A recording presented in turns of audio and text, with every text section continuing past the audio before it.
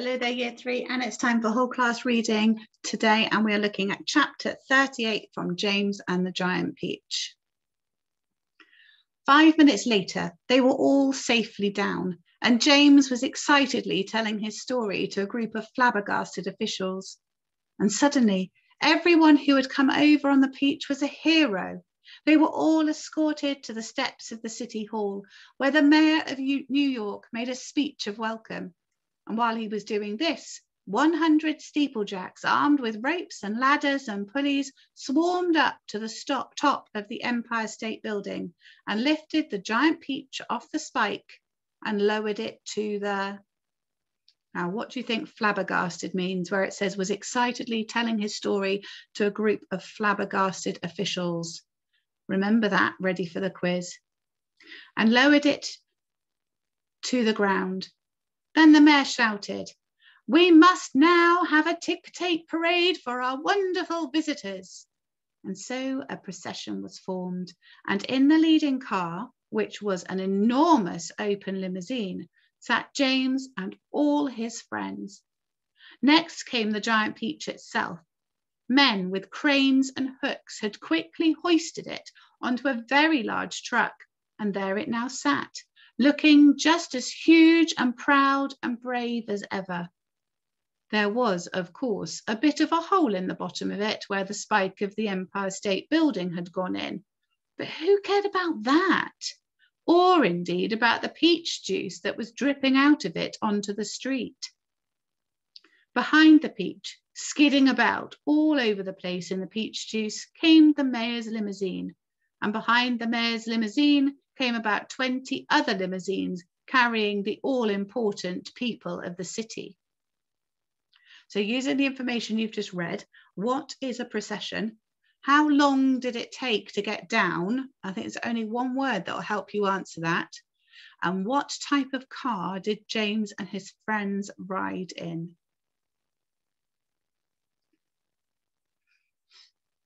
And there's a picture. You see the huge peach on the back of the truck. And then you've got the limousine there with all of the characters in front. Little girl running up to the car. I wonder what she's going to ask. You can see James just here.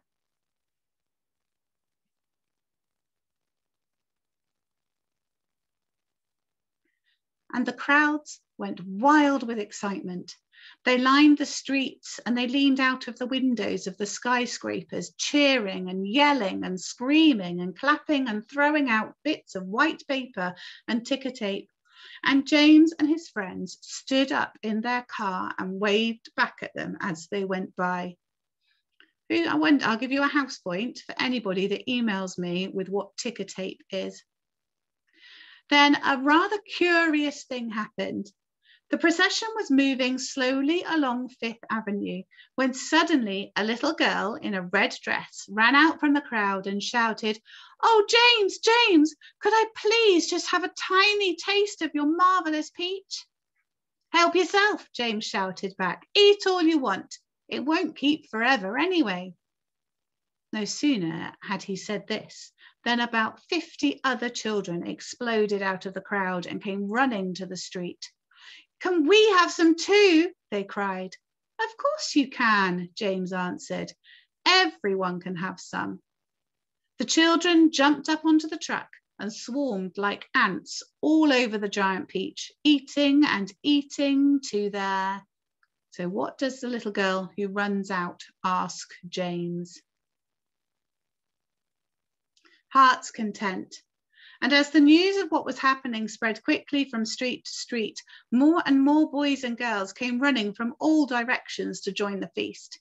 Soon there was a trail of children a mile long chasing after the peach as it proceeded slowly up Fifth Avenue. Really, it was a fantastic sight. To some people, it looked as though the Pied Piper of Hamelin had suddenly descended upon New York.